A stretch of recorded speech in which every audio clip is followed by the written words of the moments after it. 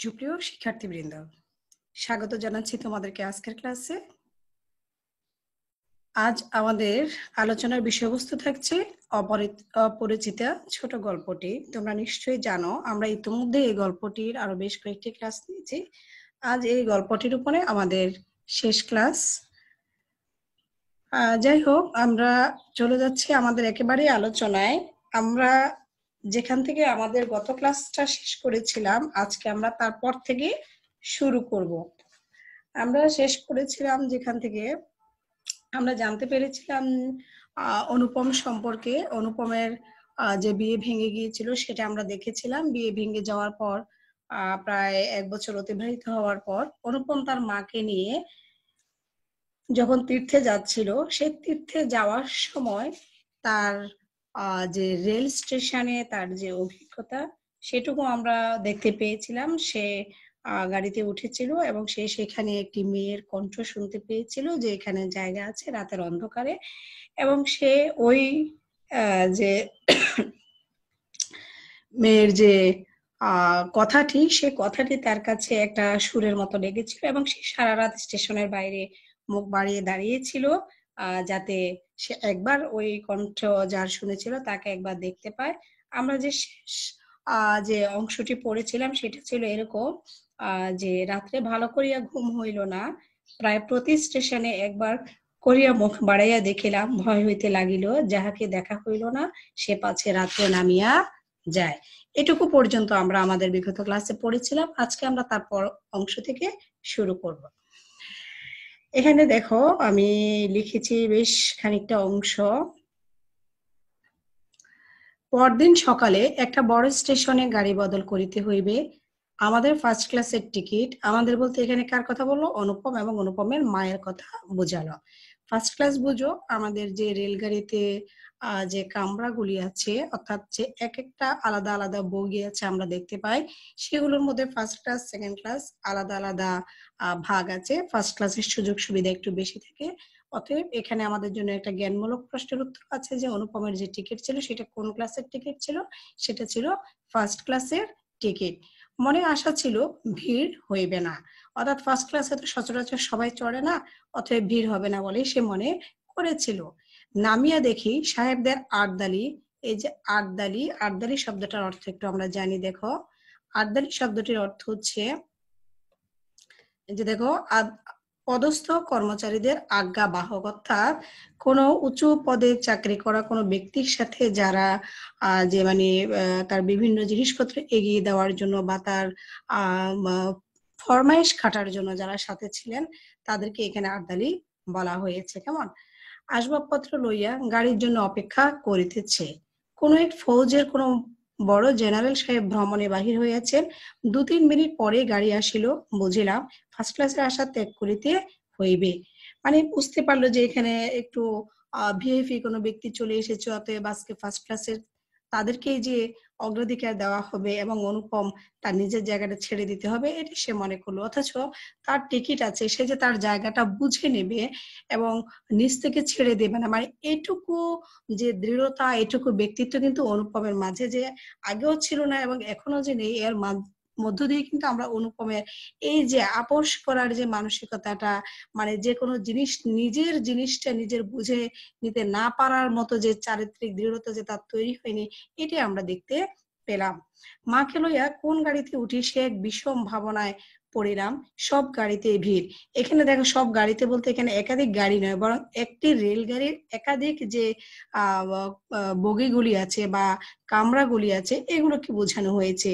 দাঁড়ে দাঁড়ে মানে প্রত্যেকটা বগির দরজায় দরজায় গিয়ে উকি মারিয়া দেখিতে, মানে উকি মারিয়া বেড়াইতে লাগিলাম। মানে সে একটার পর একটা দেখতে লাগলো যে কোথায় ভিড় নেই, কোথায় তার মাকে নিয়ে সে উঠতে পারে। এমন সময় সেকেন্ড ক্লাসের গাড়ি হইতে একটি মেয়ে আমাকে লক্ষ্য করিয়া বলিলেন, আপনারা আমাদের গাড়িতে আসুন না, এখানে জায়গা আছে। তাইলে এই যে বললো আপনারা আমাদের গাড়িতে আসুন না, এখানে জায়গা আছে, এই যে উক্তিটি, এই উক্তিটি কার? এটি হচ্ছে কল্যাণীর। কল্যাণীকে এই গল্পের যে মূল নায়িকা, যার সাথে অনুপমের বিয়ে হওয়ার কথা ছিল এবং বিয়ের দিন যে বিয়েটা ভেঙে গিয়েছিল সেই মেয়েটি তাকে উল্লেখ করে এই কথাটি বলেছিল। আমি তো চমকিয়া উঠিলাম, সে আশ্চর্য মধুর কণ্ঠ এবং সেই গানেরই ধোয়া জায়গা আছে। কোন মেয়েটি, যে মেয়েটিকে দেখার জন্য সে আগের রাত্রে সারা রাত, ওই যে তার আগে ওই স্টেশনে এসে শুনেছিল যে এই শব্দটির জায়গা আছে, এবং এটি তার কাছে একটি গানের ধোঁয়ার মতো মনে হয়েছিল, এবং সারা রাত সে গাড়ির যে জানালা দিয়ে কিছুক্ষণ পর পর বাইরে তাকিয়েছিল যে সেই কণ্ঠ যার, তাকে যেন সে একবার দেখতে পায়। এবং এই যখন সে আবারও একই কথা বলল যে আপনারা এখানে আসুন না, এখানে জায়গা আছে, এবং তার তখনই মনে হলো এই তো সেই আশ্চর্য মধুর কণ্ঠ এবং সেই গানেরই ধোঁয়া। এবং এই ধোঁয়া শব্দটির অর্থ কি তোমরা নিশ্চয়ই জানো, এটা এর আগেও আলোচনা করেছি। ধোঁয়া হচ্ছে গানের যে অংশ দোহাররা বারবার পরিবেশন করে, গানের মানে যে কিছু অংশ আছে যেটা বারবার পরিবেশন করা হয় সেটাকে বলা হয়েছে ধোঁয়া। অর্থাৎ ওই যে মেয়েটি বলেছিল যে এখানে জায়গা আছে, এবং এই সত্যিটি তার কাছে গানের মতো মনে হয়েছিল, একটা সুরের মতো মনে হয়েছিল, এবং বারবার তার কানে সেই কথাটা, মানে দোহারদের সেই যে গানের অংশটি বারবার গায় তার মতোই তার কানে সেটা বাজতে ছিল সারাক্ষণ, এবং এটাকে বলা হয়েছে ধোঁয়া। ক্ষণকাল বিলম্ব না করিয়া মাকে লইয়া গাড়িতে উঠিয়া পড়িলাম। ক্ষণকাল মানে কিছুক্ষণ, মানে এই কথাটি মেয়েটি যে তাকে কি করলো, আমন্ত্রণ জানালো যে আপনি আসুন আমাদের গাড়িটাতে উঠুন, এবং সে কিছুক্ষণ মাত্র বিলম্ব করলো না, সাথে সাথে সে গাড়িতে উঠে পড়লো। জিনিসপত্র তুলিবার প্রায় সময় ছিল না, আমার মতো অক্ষম দুনিয়ায় নাই। মানে সে নিজেকে কি বললো, অক্ষম। তাই এই যে কথাটি বললো এটাও তোমাদের জ্ঞানমূলক প্রশ্ন হতে পারে যে এই কথাটি কে বলেছে, বা এখানে এটা তোমাদের জন্য অনুধাবনমূলক হতে পারে যে কেন, কখন, কোন মুহূর্তে মানে এই কথাটি বলা হয়েছিল। তাহলে অনুপম বলেছিল, এবং কেন বলেছিল, এই যে সে যে নিজের যে ফার্স্ট ক্লাসের টিকিট থাকা সত্ত্বেও সে তার জায়গাটি খুঁজে নিতে পারলো না, এবং সে যখন মাকে নিয়ে ঘুরে বেড়াচ্ছিল কোথায় উঠবে, সেই সময়ে তাকে আরেকজন যখন আমন্ত্রণ করলো ট্রেনে উঠার জন্য, এবং তার জিনিসপত্রগুলো যে সে নিজে উঠাবে সেই সক্ষমতা তার ছিল না, বরং তার এই কাজটিও অন্য একজন সাহায্য করেছিল, এবং সেই মেয়েটি তাকে সাহায্য করেছিল, এবং এই জন্য সে নিজে সম্পর্কে তার নিজের যে আত্মোপলব্ধি এখানে আমরা দেখতে পাই, অনুপমের নিজের আত্মোপলব্ধি যে আসলে তার মতো অক্ষম এই দুনিয়ায় আর নেই। সেই মেয়েটি কুলিদের হাত হইতে তাড়াতাড়ি চলতি গাড়িতে আমাদের বিছানাপত্র টানিয়া লইলো। চলতি গাড়ি কেন বললো, যে গাড়িটা কিন্তু তখন প্রায় ছেড়ে দেওয়ার মতো অবস্থা, কারণ সে তার যে টিকিট নিয়ে ঘুরতে ঘুরতে সময় পার করে দিয়েছে, সে তো গাড়িতে উঠতে পারেনি। আমার একটা ফটোগ্রাফ তুলিবার ক্যামেরা স্টেশনে পড়িয়া রহিল, গ্রাহ্যই করিলাম না। ফটোগ্রাফ তুলিবার ক্যামেরা, কি ক্যামেরা পড়ে রইলো, ক্যামেরা পড়ে রইলো কোথায়, স্টেশনে। কার ক্যামেরা পড়ে রইলো, অনুপমের ক্যামেরা। অনেকগুলি ছোট ছোট প্রশ্ন এখানে তোমাদের জন্য আছে, এটা একটু খেয়াল করতে হবে। সে গ্রাহ্যই করিল না, গ্রাহ্য করিল নাকি, তাহলে কি সে ইচ্ছা করে ফেলে আসছে, আসলে ইচ্ছা করে নয়, সে তো জিনিসপত্র নিয়ে উঠতে পারছিল না, তাকে সাহায্য করেছিল মেয়েটি, কুলিরা জিনিসপত্র এগিয়ে দিয়েছিল, এর মধ্যে যখন জিনিসপত্র সাথে তাড়াতাড়ি উঠার সময় যে মানে একটা তাড়াহুড়োর ব্যাপারে তার ক্যামেরাটা পড়ে রইলো, এবং সে এটা খেয়ালই করেনি। এবং সে যে মানে গাড়িতে উঠার জন্য তার একদিকে তাড়া আছে, আর দ্বিতীয়ত সেই কণ্ঠটি তাকে তারই মানে যে কক্ষে, মানে যে কম্পার্টমেন্ট যদি আমরা বলি যে রেলগাড়ির যে কামরা, সে কামরায় ডেকেছে, মানে সবকিছু মিলিয়ে সে এমন একটা তাড়াহুড়োকর পরিস্থিতি ছিল যে সে তার ক্যামেরাটি স্টেশনে ফেলে এসেছিল। তারপরে কি লিখিব জানি না, আমার মনের মধ্যে একটি অখণ্ড আনন্দের ছবি আছে। অখণ্ড, অখণ্ড মানে কি, অখণ্ড মানে যে সমগ্র, মানে বিশাল, পরিপূর্ণতা এখানে বুঝিয়েছে। তাহাকে কোথায় শুরু করিব কোথায় শেষ করিব, বসিয়া বসিয়া বাক্যের পর বাক্য যোজনা করিতে ইচ্ছা করে না। যোজনা মানে কি, যোজনা মানে হচ্ছে যুক্ত করা। তারপরে দেখো, এবার সেই সুরটিকে চোখে দেখিলাম, তখনও তাহাকে সুর বলিয়াই মনে হইল। এই সুর কে, এই সুর হচ্ছে সেই মেয়েটি যাকে সে সুর বলল, তাকে সে দেখলো, এবং তখনও তাহাকে সুর বলিয়াই মনে হইল। মায়ের মুখের দিকে চাহিলাম, দেখিলাম তার চোখে পলক পড়িতেছে না, মানে মেয়েটিকে দেখে যে পলক পড়ছে না, তার মানে কি, তার মায়ের মুগ্ধতা, যে মেয়েটিকে তিনি দেখেছেন তার প্রতি মুগ্ধতা বোঝানো হয়েছে এখানে। মেয়েটির বয়স 16 কি 17 হইবে, তাহলে বয়স কত কল্যাণীর, বয়স হচ্ছে 16 কি 17। কিন্তু নবযৌবন ইহার দেহে মনে কোথাও যেন একটু ভার চাপাইয়া দেয় না। আচ্ছা, এই যে ভার চাপানোর কথা কেন বলেছে, নবযৌবন মানে মেয়েটি মানে কিশোরী, এবং কিশোরীর থেকে যৌবনের দিকে পদার্পণ করছে, তার বয়স 16 কি 17। তাহলে এই বয়সে আসলে আমাদের যে সমাজ ব্যবস্থা, সেই সমাজ ব্যবস্থা আসলে মেয়েদেরকে তো একেবারেই যে একেবারেই আমরা যে পারলে গৃহকোণে বন্দি করে রাখি, মানে এই বয়সের একটি মেয়ে যে অত্যন্ত স্বতঃস্ফূর্ত ভাবে একটা রেলগাড়ির কামরায় বসে এভাবে কথা বলবে, এভাবে চলাচল করবে, এটা আসলে তারা ভাবতে পারছে না। অনুপম নিজেও ভাবতে পারছে না, অনুপমের মাও ভাবতে পারছে না। অর্থাৎ আমাদের সামাজিক ব্যবস্থা এই বয়সের একটি মেয়েকে যেভাবে কুণ্ঠিত করে রাখে, এই মেয়েটি সেভাবে বড় হয়নি। তার চলাফেরার মধ্যে কোনো আড়ষ্টতা নেই, কোনো জরিমা নেই। তারপরে সে যে এই যে তার স্বতঃস্ফূর্ত চলাচল, এটাকে মূলত এখানে বোঝানো হয়েছে যে তার উপর একটু ভার চাপিয়ে দেয়নি। অর্থাৎ বয়স তাকে কোনোভাবে গণ্ডিতে আবদ্ধ করে রাখতে পারেনি। ইহার গতি সহজ। ইহার বলতে কার বুঝিয়েছে এখানে? এই যে আমরা যে মেয়েটিকে দেখেছি, গল্পের যে নায়িকার চরিত্রটি কল্যাণী, তার কথা বলা হচ্ছে।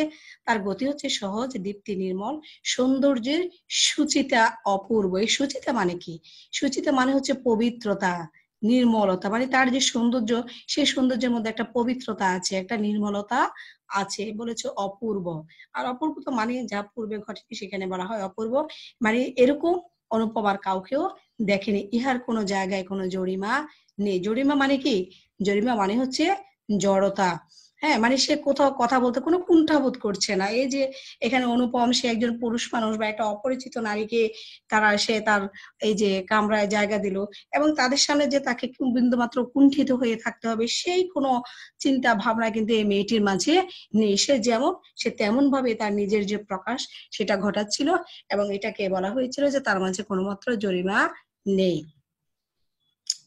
এরপরের অংশটুকু দেখো, পুরোটা আসলে লিখতে পারিনি, এত লেখা আসলে লেখা হয়ে ওঠেনি। বাকি অংশটুকু আমি একটু বই থেকে পড়ছি। তোমরা নিশ্চয়ই বই নিয়ে বসেছো, তোমরা বইটা সামনে রাখো। আমি গুরুত্বপূর্ণ অংশটুকু শুধুমাত্র আমাদের স্লাইডে নিয়ে এসেছি।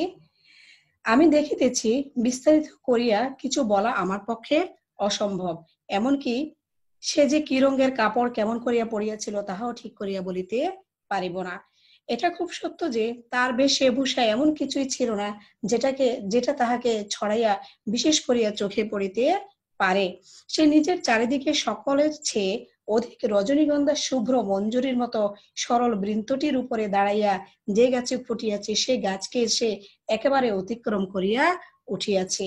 এই যে বললো যে সরল মঞ্জুরি, মঞ্জুরি মানে কি বলতো? আমরা এখানে বললো যে এখানে যে মেয়েটি অর্থাৎ কল্যাণীর যে রূপ গুণের প্রশংসা করতে গিয়ে অনুপমের মুখে আমরা যে কথাটি শুনলাম, সে বললো যে রজনীগন্ধা শুভ্র মঞ্জুরির মতো। শুভ্র মানে আমরা জানি সাদা, রজনীগন্ধা একটি ফুল, সেটাও আমরা জানি। মঞ্জুরি হচ্ছে কি? মঞ্জুরি হচ্ছে কিশলয় যুক্ত কচি ডাল। কিশলয় মানে কি? পাতা, অর্থাৎ কচি পাতা যুক্ত যে ডাল, একেবারে গাছের যে আমরা যদি বলি যে কচি ডাল, একেবারে নতুন পাতা গজায় যেটা, সেটা এখানে মুকুলকেও বোঝায় মঞ্জুরি দ্বারা। অর্থাৎ এখানে যে মেয়েটির সৌন্দর্যের পবিত্রতার কথা তো সে আগেই বলেছে, এবং যে মানে তার যে পবিত্রতা, একেবারে যে কচি কিশলয়, মানে যেটাকে এখনো বাহিরের কোনো ধুলাবালি স্পর্শ করেনি, কোনো প্রকার কাঠিন্য স্পর্শ করেনি, তার যে নরম যে কচি পাতা, সেটার সাথে সে তুলনা করেছে, এবং বলেছে যে বৃন্তুটির উপরে দাঁড়িয়ে যে গাছে ফুটিয়েছে সে গাছকে সে একেবারে অতিক্রম করিয়া উঠিয়াছে। আমরা জানি যে রজনীগন্ধা ফুলে কিন্তু আসলে ফুলের গাছ কিন্তু আসলে সেরকম ভাবে নেই। আমরা যদি বলি যে গোলাপ গাছ, গোলাপ গাছে গোলাপ ফুটে অনেক বড় একটা গাছ হয়, তারপরে আমরা অন্যান্য যে কোনো ফুল গাছের কথা বলি, কিন্তু রজনীগন্ধার কথা যদি বলি, সেখানে গাছের চেয়ে মূলত ফুলটি আমাদের চোখে দৃশ্যমান হয়ে ওঠে। রজনীগন্ধার গাছ কিন্তু সেরকম ভাবে বড় হয় না। অর্থাৎ গাছের চেয়ে এখানে যে গাছের যে ফুল, সেটাই যেখানে প্রাধান্য পায়। এখানে যে মেয়েটি অর্থাৎ কল্যাণী, কল্যাণী তার যে পোশাক আশাক, তার যে পারিপার্শ্বিকতা, সবকিছুর চেয়ে তার নিজের যে তার চলনে বলনে, তার আচার আচরণে, তার কথাবার্তায় সে যে অন্য সকলকে মুগ্ধ করে রাখে, সেই বিষয়টা মূলত এখানে ফুটিয়ে তোলা হয়েছে। এরপরে দেখো বলেছে, সঙ্গে দুটি তিনটি ছোট ছোট মেয়ে ছিল, তাহাদিগকে লইয়া তাহার হাসি এবং কথার আর অন্ত ছিল না। অর্থাৎ তার সাথে ছোট দু তিনটি মেয়ে ছিল, তাদেরকে নিয়ে সে এখানে বসে বসে একেবারে খুবই সহজ সরল ভাবে তারা কথাবার্তা বলছে, হাসি ঠাট্টা করছে। আমি হাতে একখানা বই লইয়া সেদিকে কান পাতিয়া রাখিয়াছিলাম। যেটুকু কানে আসিতেছিল সে তো সমস্তই ছেলে মানুষদের সঙ্গে ছেলে মানুষই কথা। তাহার বিশেষত্ব এই যে তাহার মধ্যে বয়সের তফাৎ কিছু মাত্র ছিল না। ছোটদের সঙ্গে সে অনায়াসে এবং আনন্দে ছোট হইয়া গিয়াছিল। অর্থাৎ এই যে মেয়েটির বয়স 16 কিংবা 17, অথচ সে তার চেয়ে অত্যন্ত ছোট বয়সের কিছু মেয়ের সঙ্গে সে হাসি ঠাট্টা করছে, কথাবার্তা করছে, গল্পগুজব করছে। এখানে তার কোনো মাত্র সমস্যা হচ্ছে না। সে তার কথার দ্বারা ছোটদের সঙ্গে একেবারে অনায়াসে মিশে যেতে পেরেছে। সঙ্গে কতগুলো ছবিওয়ালা ছেলেদের গল্পের বই, তাহারই কোনো একটা বিশেষ গল্প শোনাবার জন্য মেয়েরা তাহাকে ধরিয়া পড়িল। এই গল্প নিশ্চয়ই তারা 20-25 বার শুনিয়াছে। এটা কার ধারণা? অনুপমের ধারণা। যেহেতু মেয়েগুলির সাথে তার এত সখ্যতা, এত মেলামেশা, নিশ্চয়ই তার মনে হলো যে মেয়েরা নিশ্চয়ই এই গল্পটি অনেকবার তার মুখে শুনেছে। তাহলে তার অন্তত কতবার শুনেছে মনে হলো? 20 থেকে 25 বার। মেয়েদের কেন যে এত আগ্রহ তাহা বুঝিলাম। সেই সুধাকণ্ঠের সোনার কাঠিতে সকল কথা যে শোনা হইয়া উঠে। হ্যাঁ, বললো যে এই যে তার কণ্ঠের যে কথা, সেই কথাটাও যেন মনে হলো যে সুধা কণ্ঠ, এবং সেই সুধা কণ্ঠে সোনার কাঠিতে সকল কথা যেন শোনা হয়ে উঠে। মানে যে গল্প শুধু যে কথা তা নয়, তার গলার কথার মাঝে যেন অন্যরকম একটা আবেশ আছে, যেটা অন্যকে মুগ্ধ করে রাখে। এটাই এখানে আমরা অনুপমের যে ভাবনা আমরা বুঝতে পারছি। এবং এই যে মেয়েটি এত কথা বলছে, এবং আমরা পরবর্তী অংশে দেখতে পাই মেয়েটির সমস্ত শরীর মঞ্জে একেবারে প্রাণে ভরা। প্রাণ মানে কি? চাঞ্চল্য, মানে উৎফুল্ল, আনন্দ। তার মধ্যে যেন কোনো কষ্ট, দুঃখ কোনো কিছুই তাকে স্পর্শ করতে পারে না। তার সমস্ত চলায় বলায় স্পর্শে প্রাণ ঠিকরিয়া ওঠে। তাই মেয়েরা যখন তার মুখে গল্প শুনে, তখন গল্প নয়, যেন তাহাকেই শুনে। তাহাদের হৃদয়ের উপর প্রাণের ঝর্ণা ঝরিয়া পড়ে। আর তার সেই উদ্ভাসিত প্রাণ আমার সেদিনকার সমস্ত সূর্য কিরণকে সজীব করিয়া তুলিল। আমার মনে হইল, আমাকে যে প্রকৃতি তাহার আকাশ দিয়া বেষ্টন করিয়াছে, সে ওই তরুণেরই অক্লান অম্লান প্রাণের বিশ্বব্যাপী বিস্তার। কি মনে হলো? কি বললো এটা বলতো? বললো যে আমাকে যে প্রকৃতি কি করেছে, তাহার আকাশ দিয়া বেষ্টন করিয়া রাখিয়াছে। অর্থাৎ এখানে অনুপমের যে জড়তা, অনুপম কিন্তু নিজেকে কি করতে পারে না, প্রকাশ করতে পারে না। সে তার নিজের অধিকারটুকু বুঝে নিতে পারে না।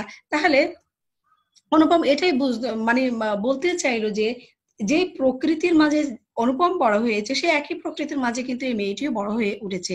অথচ তার যে স্বভাব, তাকে যে বেষ্টন করে রেখেছে, তার ভিতরে এক অসম্ভব জড়তা কাজ করে। সে কিন্তু মেয়েটির সঙ্গে পরিচিত হতে চায়, কিন্তু সে এগিয়ে গিয়ে কথাটুকু বলতে পারছে না। অথচ এই মেয়েটি যেন কি করেছে, তার সমস্ত অক্লান অম্লান প্রাণের বিশ্বব্যাপী বিস্তার, যে ওই আকাশ, মানে যে আকাশ তাকে বেষ্টন করে রেখেছে, যে প্রকৃতি, অথচ এই মেয়েটা যেন সে সমস্ত প্রকৃতিতে, সমস্ত আকাশে, সব কিছুতে যেন তাকে ছড়িয়ে রেখেছে, তার যেন বিশ্বব্যাপী বিস্তার। তার মধ্যে যে কোনো কুণ্ঠাবোধ নেই, কোনো জড়তা নেই। এটাই এখানে বারবার প্রকাশ করছে বিভিন্ন ভাবে অনুপম।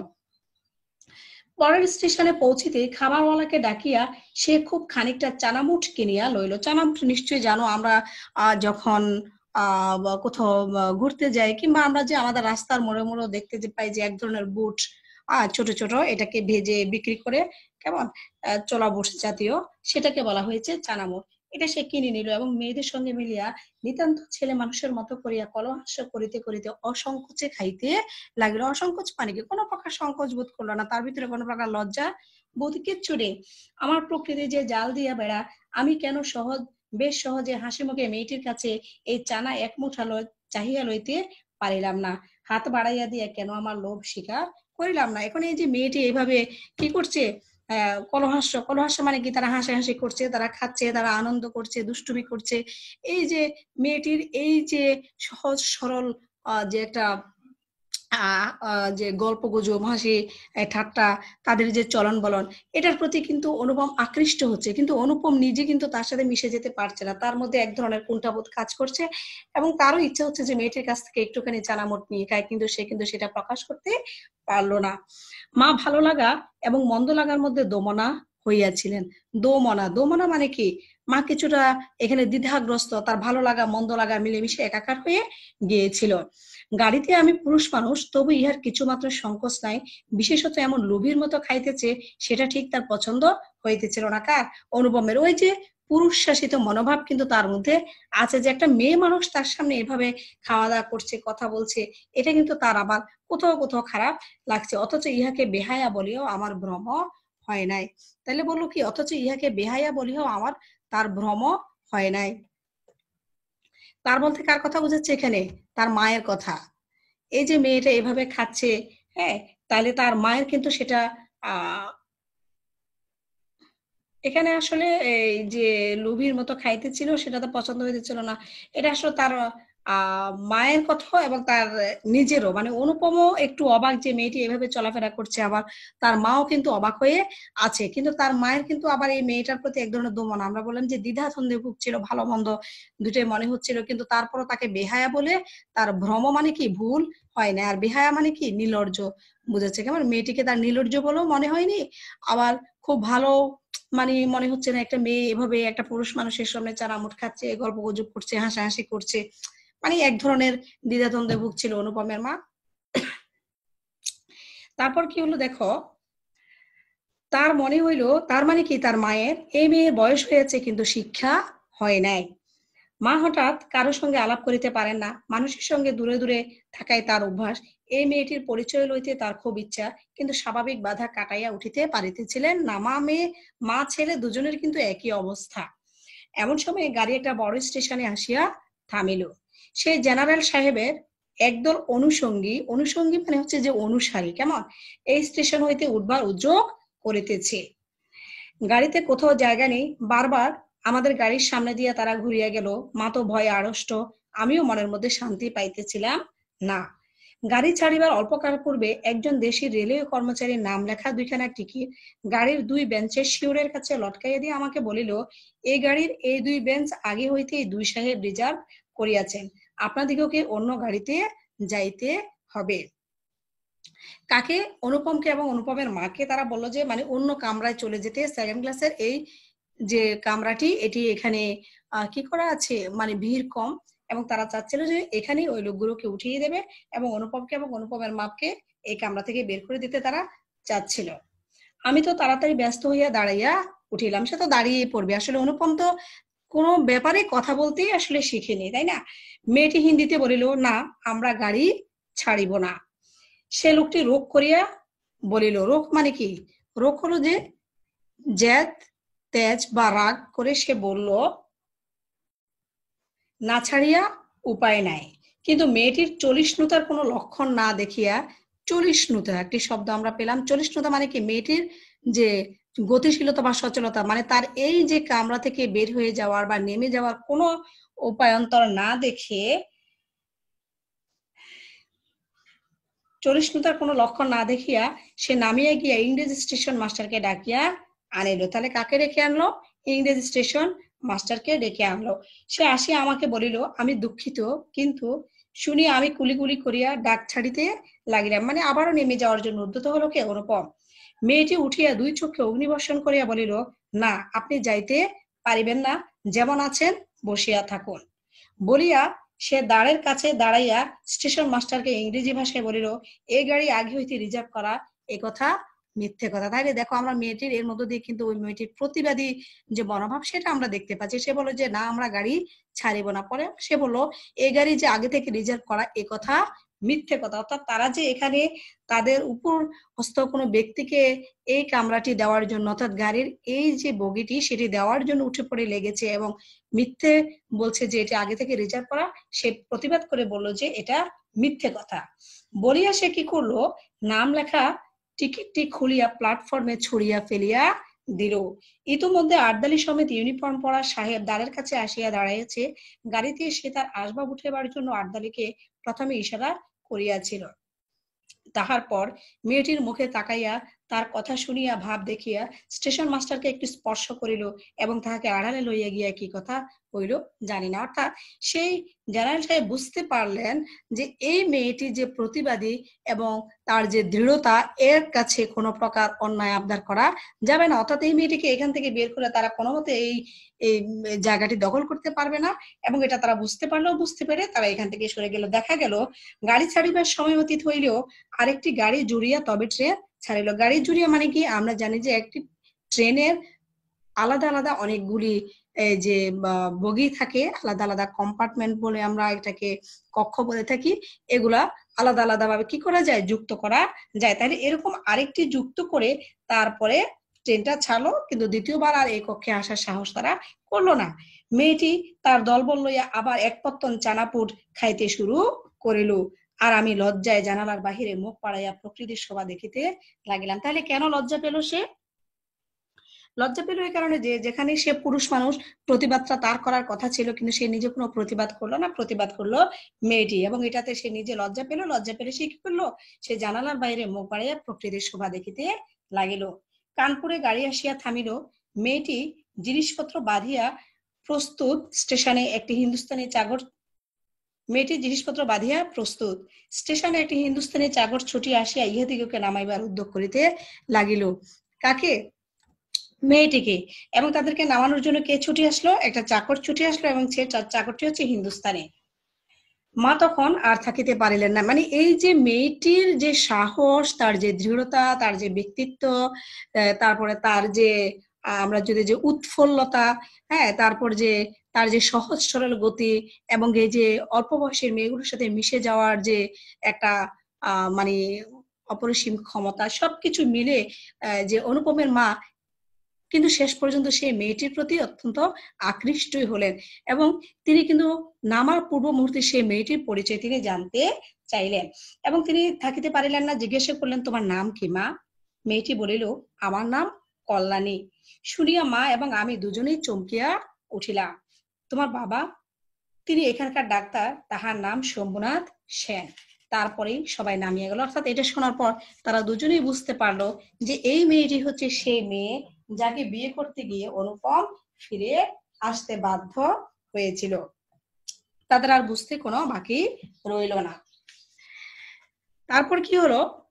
মামার নিষেধ অমান্য করিয়া মাতৃ আজ্ঞা ঠেলিয়া তারপরে আমি কানপুরে আসিয়াছি। মাতৃ আজ্ঞা মানে কি? মায়ের আদেশ। কল্যাণীর বাপ এবং কল্যাণীর সাথে দেখা হইয়াছে, হাত জোর করিয়াছি, মাথা হেট করিয়াছি, শম্ভুনাথ বাবুর হৃদয় গলিয়াছে। হ্যাঁ, শম্ভুনাথ বাবুর হৃদয় গলিয়াছে। অর্থাৎ শম্ভুনাথ বাবু তো বিয়ে ভেঙে দিয়েছিল, কারণ তিনি ভেবেছিলেন এই ছেলের কাছে তিনি মেয়ে বিয়ে দিবেন না, যেই ছেলে তার বিয়ের দিন তার যে যে স্ত্রী হবে সেই মেয়ের গা থেকে গয়না খুলতে মামা বলেছে। মামার কথা কি শম্ভুনাথ বাবু যতটা না গুরুত্ব দিয়েছে, তিনি জানতে চেয়েছিলেন সেই ছেলের কাছে, যে ছেলের কাছে মেয়ে দিবেন। এবং অনুপম সেদিন কোনো প্রতিবাদ করতে পারেনি, বিদায় তিনি সে বিয়ে ভেঙে দিয়েছিলেন।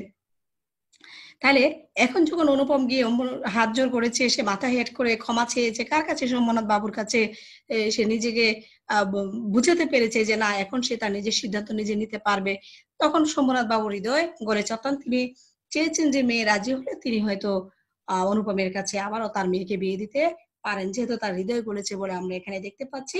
কল্যাণী বলে, আমি বিবাহ করিব না। তাহলে এই উক্তিটি কার? আমি বিবাহ করিব না, এটি হচ্ছে কল্যাণীর।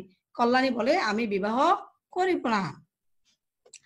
আমি জিজ্ঞাসা করিলাম, কেন? সে বলিল, মাতৃ আজ্ঞা। তাহলে এখন সে অবাক হলো যে মাতৃ আজ্ঞা মানে কি? সে বুঝতে পারলো না। বলো, কি সর্বনাশ, এই পক্ষ মাতুল আছে নাকি? তারপরে বুঝিলাম মাতৃভূমি আছে। সেই বিবাহ ভাঙ্গার পর হইতে কল্যাণী মেয়েদের শিক্ষার ব্রত গ্রহণ করেছে। কিন্তু আমি আশা ছাড়িতে পারিলাম না। সেই সুরটি যে আমার হৃদয়ের মধ্যে আজও বাজিতেছে, সে যেন কোনো ওপারের বাঁশি আমার সংসারের বাহির হইতে আসিল, সমস্ত সংসারের বাহিরে ডাক দিল। আর সে যে রাত্রির অন্ধকারের মধ্যে আমার কানে আসিয়াছিল, জায়গা আছে, সে যে আমার চিরজীবনের গানের ধোঁয়া হইয়া রহিল। তখন আমার বয়স ছিল 23, এখন হইয়াছে 27। তাহলে দেখো, এখানে অনুপমের বয়স নিয়ে কিন্তু একটু বিভ্রান্তি আছে। বিভ্রান্তি নয়, মানে আমরা শিক্ষার্থী তোমরা যারা শিক্ষার্থী, তোমরা একটু ভুল করে থাকো। এখানে দেখো বলা হচ্ছিল যে তখন আমার বয়স ছিল 23। তখন কখন? ওই যে রেলগাড়িতে যখন তার সাথে দেখা হয়েছিল, তখন অনুপমের বয়স ছিল 23, আর এখন হয়েছে 27। অর্থাৎ তারপরে 4 বছর ধরে কিন্তু সে কার জন্য? এই যে কল্যাণীর জন্য অপেক্ষা করছে। এবং এখানে আরো একটা প্রশ্ন তোমাদের যখন আসে, সেটা হলো যে অনুপম যখন বিয়ে করতে গিয়েছিল তখন তার বয়স কত ছিল?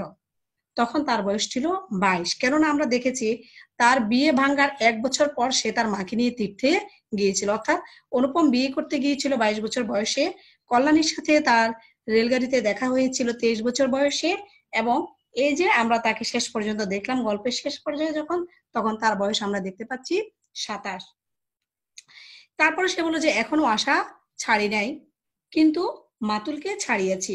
নিতান্ত এক ছেলে বলিয়া মা আমাকে ছাড়িতে পারে না। মাতুল মানে কি বলতো? ওই যে মামা, যে মামা তাকে সব ব্যাপারে সিদ্ধান্ত নিয়ে দিত এবং তার নিজের কথা বলার কোনো সুযোগ ছিল না, সেই মাতুলকে সে ছাড়তে পেরেছে। কিন্তু মা কিন্তু সে তার যে বাড়ি ছেড়েছে, এখন সে কানপুরে এসে থাকছে। হ্যাঁ, কিন্তু তার মা তাকে ছাড়তে পারে নাই, কারণ সে তার মায়ের একমাত্র ছেলে বলে। তোমরা মনে করিতেছ আমি বিবাহের আশা করি? না, কোনো কালেই না। আমার মনে আছে কেবল সেই এক রাত্রির অজানা কণ্ঠের মধুর সুরের আশা জায়গা আছে, নিশ্চয়ই আছে। নইলে দাঁড়াবো কোথায়? তাই বৎসরের পর বৎসর যায়, আমি এখানেই আছি। এই যে বললাম 4 বছর যাবৎ সে কোথায় আছে? কানপুরে আছে। দেখা হয়, সে কণ্ঠ শুনি, যখন সুবিধা পাই কিছু তার কাজ করিয়া দিই। আর মন বলে এই তো জায়গা পাইয়াছি। ওগো অপরিচিতা, তোমার পরিচয়ের শেষ হইল না, শেষ হইবে না, কিন্তু ভাগ্য আমার ভালো, এই তো জায়গা পাইয়াছি। তাহলে দেখো, এই যে অপরিচিতা, কেমন অপরিচিতা কেন? এই যে আমরা গল্পটির নাম দেখলাম অপরিচিতা, এবং এই অপরিচিতা গল্পটির আমরা যদি নামকরণের সার্থকতা বলেছি, অবশ্যই। কারণ সে বিয়ে করতে গিয়েছিল যে মেয়েটিকে, সেই মেয়েটিকে কিন্তু সে নিজের চোখে দেখতে পায়নি, এবং বিয়ে করতে গিয়ে কিন্তু তাকে কি করা হয়েছে? ফিরিয়ে দেওয়া হয়েছে, এবং সে কিন্তু তখনও সে মেয়েটিকে দেখতে পায়নি। এবং পরবর্তীতে তার সাথে যখন দেখা হলো, দেখা হওয়ার পর সে যখন বুঝতে পারলো, তার ভুল বুঝতে পারলো, সব ভুলের কি করে অবসান ঘটিয়ে সে যখন শম্ভুনাথ সেনের কাছে গেল এবং কল্যাণীর কাছে ফিরে গেল, কল্যাণী কিন্তু বললো যে সে বিয়ে করবে না, সে যে দেশ মাতৃকার সেবায় নিজেকে আত্মনিয়োগ করেছে এবং সে মেয়েদের শিক্ষার ব্রত গ্রহণ করেছে। এবং এই যে অনুপম, তার এই যে মেয়েটি, তাকে তো সে কখনো আসলে সেভাবে জানতে পারলো না, বুঝতে পারলো না, সে তার কাছে সে অপরিচিতায় রয়ে গেল, পরিচিত আর হয়ে হলো না। মানে অপরিচিত, অপরিচিতর যে স্ত্রীলিঙ্গ যদি আমরা বলি, সেটা এখানে প্রকাশ করা হয়েছে অপরিচিতা। এবং বললো যে তোমার পরিচয়ের শেষ হইল না, মানে তাকে সে কখনোই আর আপন করে তার পাওয়া হলো না, এবং কোনোদিন যা পাওয়া হবে না এটাও সে বুঝতে পারছে। কিন্তু তারপরও সে এই কানপুরে থাকে, এই যে তার সাথে একটু দেখা হয়, একটু কথা হয়, তার ওই যে সে বলেছিল এখানে জায়গা আছে, এই কথাটি যে তার কাছে গানের ধোঁয়ার মতো তার কানে বারবার বেজে যাচ্ছে, এবং তার মনে হচ্ছে হ্যাঁ এই তো আমি জায়গা পাচ্ছি, তার সাথে একটুখানি কথা বলার সুযোগ পাচ্ছি, তার ছোটখাটো কিছু কাজ করে দেওয়ার সুযোগ পাচ্ছি, এটাই তার কাছে মনে হলো যে পরম পাওয়া। কল্যাণীকে যে এই জীবনে সে আর পাবে না সেটা তার বোঝা হয়ে গেছে, তারপরও তার কাছাকাছি থাকতে পারছে, কথা বলতে পারছে, এটাই হলো তার কাছে একটা অনুভূতির। কেমন? তাহলে এর মধ্য দিয়ে মূলত আমাদের এই যে গল্পটি আজকে আমরা শেষ করলাম। অনেক বড় গল্প, আমাদের অনেকগুলি ক্লাস লেগে গেছে, আমরা কিন্তু তারপর প্রশ্ন আলোচনা করতে পারলাম না। আমরা কিন্তু গল্পটা পড়ার সময় আমরা শব্দার্থ অর্থাৎ জ্ঞানমূলক প্রশ্নগুলো কেমন হবে সেটা নিয়ে আমরা আলোচনা করে ফেলেছি, এবং যে অনুধাবনমূলক প্রশ্ন কেমন হলো সেটাও আমরা আলোচনা করেছি। আর তোমাদেরকে আরো একটু বেশি অনুশীলন করতে হবে সৃজনশীল অংশটুকুর জন্য। তো আশা করি তোমরা সেটা করবে, এবং যদি তোমাদের এই ক্লাসটিতে কোনো সমস্যা থাকে, তোমাদের কোনো কিছু জানার থাকে, তোমরা অবশ্যই কমেন্টে সেটা লিখে দিবে, আমি অবশ্যই সেটার উত্তর দিয়ে দেওয়ার চেষ্টা করব। তো শিক্ষার্থীবৃন্দ, তোমরা ভালো থেকো, সুস্থ থেকো। ধন্যবাদ সকলকে। আল্লাহ হাফেজ।